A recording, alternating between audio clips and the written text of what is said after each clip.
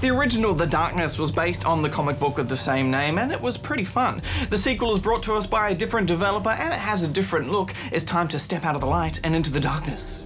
2. The first time you use the darkness, it scares you. But once you've tasted it, you can't stop.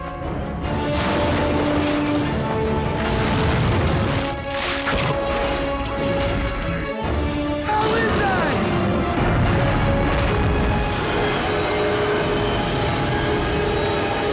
Jackie Estacado has the curse of the darkness inside him, which gives him demonic powers. The darkness tore its way through the world, inhabiting one human host after another, each thinking that they were its master. But you can't own the darkness. The darkness owns you. It's an internal struggle between host and parasite, which he's managed to keep under wraps for 2 years. But in an explosive opening sequence, he's forced to unleash it to save his life. A group known as the Brotherhood are keen to siphon its power. Embrace the darkness, Jackie. I'm free! The Brotherhood force all the action within the game, but really this is a love story between Jackie and his dead girlfriend Jenny. He constantly sees apparitions of her throughout the game, and his wanting to reconnect with her is the driving force behind it. It's more important than all of his mafia worries. Dance with me, Jackie.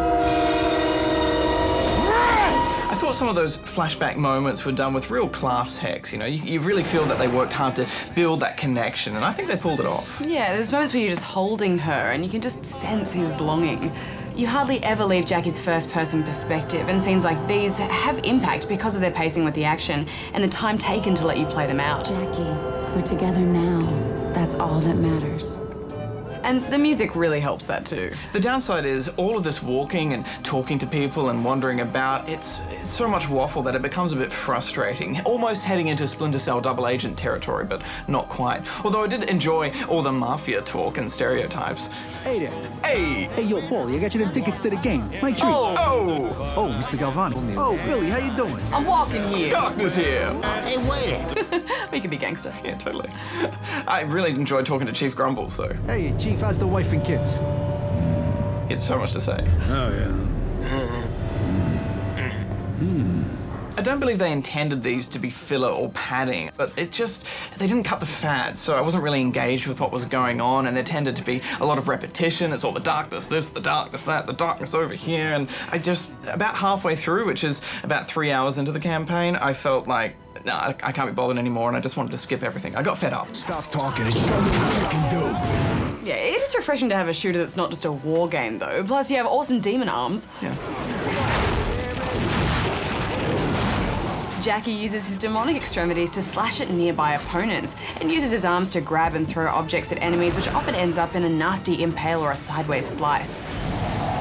It really makes you feel like a demonic predator as they lurk near the edges of the screen, but I didn't find them visually intrusive at all, which is good. Yeah, on the PC version, you do have a bit of that field of view problem where they take up a lot of the screen, kind of like Skyrim. The developer is patching that, but even so, I still preferred it on PC just for the controls. I found it was a bit more fluid with the mouse and keyboard, with the arms whipping off in all directions, but personal preference.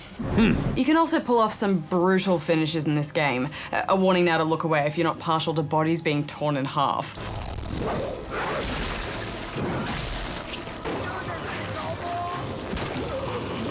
Yes, this is the most gory game I've ever seen get through our classification system. It's pretty full on, especially the wishbone. Oh. I think people go into this expecting to see gore and probably chose to play it because of that, much like you'd go to see a slasher film. The biggest issue I had was with the lengthiness of it all. Those graphic moments are really drawn out, which makes it quite offensive on the eyes, and all those finisher animations just take so long that I just felt it broke up the gameplay too much. Yeah, I hate having control taken away from me for that amount of time, and the game encourages you to do these finishes too, because you get essence, which you then put into all of your trees, and you get more from doing them. My problem with it isn't the gore itself, it's the fact they use it so much. That means when it really matters, when they want to show a really dark moment, it loses all of the impact because it's just another dark moment in a sea of dark moments. I think they get away with it because of the cartoony look to the game. One thing I did like very much though was the stay out of the light mechanic. When you're in the light, your arms disappear and you can't use their abilities, and you also can't regenerate health. And I thought they did a pretty good job of mixing that action up and changing your tactics by throwing light at you.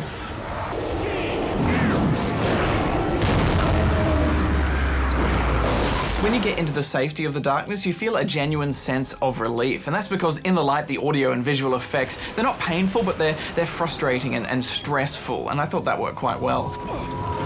Ammo is scarce too, and that all adds to the tension. Plus, I thought the guns had a really nice kick to them. They all felt really good, and dual wielding is hectic. Yeah, you could really get a good rhythm going. Yeah. I know it's not a long game, but I still felt there weren't enough guns. There weren't that many. Same for enemies, actually. Yeah, really only a handful, not counting boss fights. Standard goons sometimes with torches, enemies with whips that steal your gun, shielded guys and teleporty guys. The action almost fast though, and fights will see you retreating and moving forward when the situation dictates. The short length to the campaign is helped by a fairly decent multiplayer mode. 4 players can team up as part of the Darkness B team and do missions which run alongside the campaign. This is a chance for you guys to prove yourselves, all right? There's the gun expert, the swordsman, the voodoo guy, and this guy. Lasses, grab your lads! These sections don't have the same storytelling focus as the main campaign, but I quite enjoyed playing with all the different characters and their abilities. Too bad for you. And I thought the lobby works really well. I mean, characters sit around a table talking to each other as players connect. The dialogue is all quite humorous too. I mean, this is a polished game from start to finish, with some surprises and excellent transitions. We're withholding some of the more spoilerific story stuff, obviously, but I think this is really worth a playthrough if you're looking for something different. And just quickly, Bajo, what did you think of that whole comic book outline art style? Some of the GG team really hated it, but I thought it was great. It embraces the comic book roots of the game, and I thought they did a good job with all the little pencil scratchings around the lines. Some really pretty moments in this game. Yeah, I liked it too. I thought it was really appropriate to the game. I'm giving this one 7.5 out of 10 rubber chickens. I'm giving it 6.5. We recently spoke with one of the producers behind the game about the art direction they chose. The narrative demands violence. Like, he's a mafia don who has control over an ancient being of chaos. He's not going to be friendly.